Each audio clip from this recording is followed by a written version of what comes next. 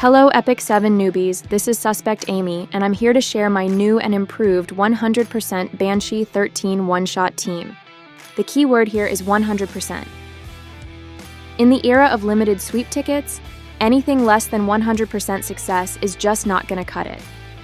Lilibet's buffs are just ridiculous for Banshee. So ridiculous, in fact, that she was often stomping the boss without even needing defense break. This made me want to try a team that had zero reliance on defense break RNG. So I brought in Chloe with the exact same build from my Wyvern team. Her S2 nail will never fail to land, and it should give Lilibet some extra pop damage.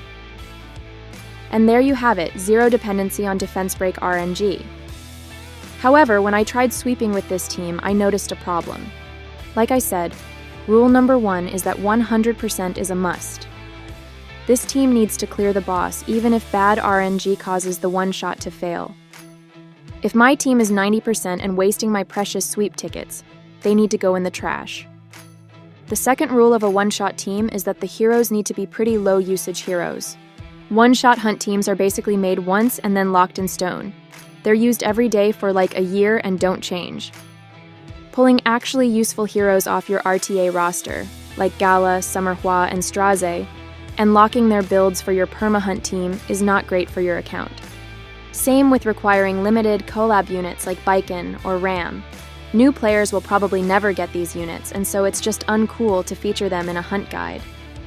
So why try to one-shot? If I'm just using sweep tickets, there are dozens of slow 100% clear teams that fit rules 1 and 2. Well, you guys know I'm not a big fan of Rift, so I farm hunts pretty often beyond my sweep tickets.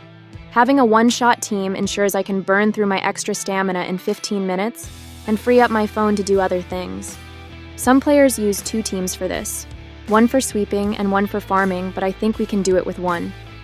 Enough rules already. I actually went back to my good old faithful team while using Lilibet as my one-shotter, and here's what the run looks like. I'll cover the hero builds at the end. First, we need to clear the initial wave of scrubs. Vivian is one of the best heroes for this. The most important thing is that Vivian needs to go first, then she needs to lap Lilibet. You can pull this off by making sure Lilibet is at base speed, and Vivian has some decent speed along with the exclusive equipment that pushes her 50%. I'll show off my exact builds at the end of the video.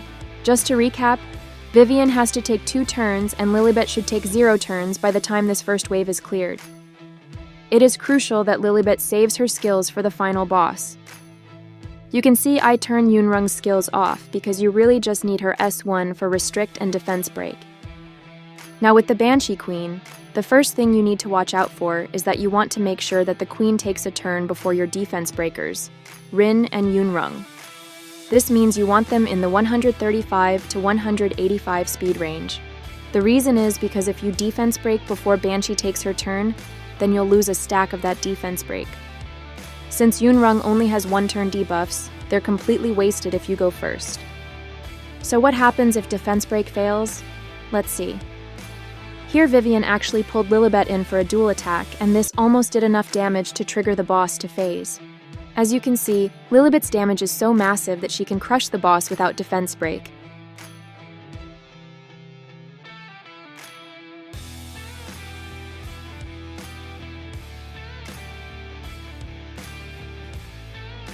Okay, but I got a lucky dual attack. What happens if the one-shot completely falls apart?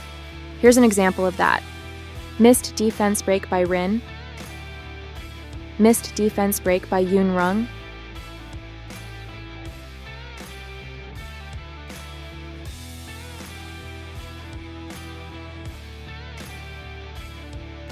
Lilibet was so close to finishing Banshee off, but she was able to push phase.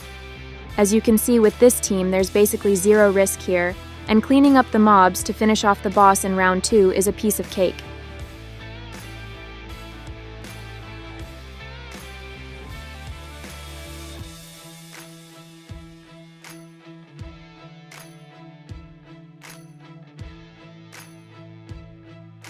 Let's verify if this is indeed a 100% success rate. First batch is good. Let's try a second batch, just in case I got lucky. And there you have it. 100% success rate with my Banshee 13 one-shot team. Let's talk about the heroes and go through their builds. I know. Most of you are asking about Lilibet. I said at the beginning of my video that you only want to use heroes and hunts if you're not using them in RTA. Lilibet just got buffed, so she should be amazing in RTA, right? I'm sure there are going to be a bunch of people in my comments saying she's S tier, but in my opinion, she sucks. The problem with Lilibet is that she has no survivability, and with her really slow 109 speed, it basically requires you to bring a fast pusher like a mid to put her in a position to succeed.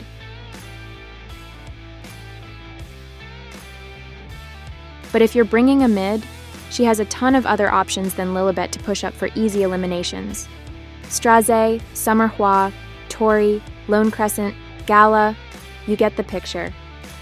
There are also a ton of other single-target nukers who don't even need a pusher to do their job, like Flan, DPA, Bystander, Genua, New Kid, and Top Model.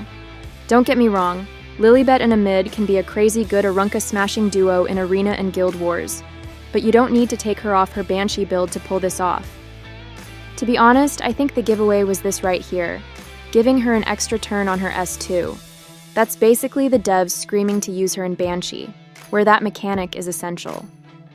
Anyway, I built her on Rage just because I wanted to use my good destruction pieces for RTA, but she works equally well on destruction.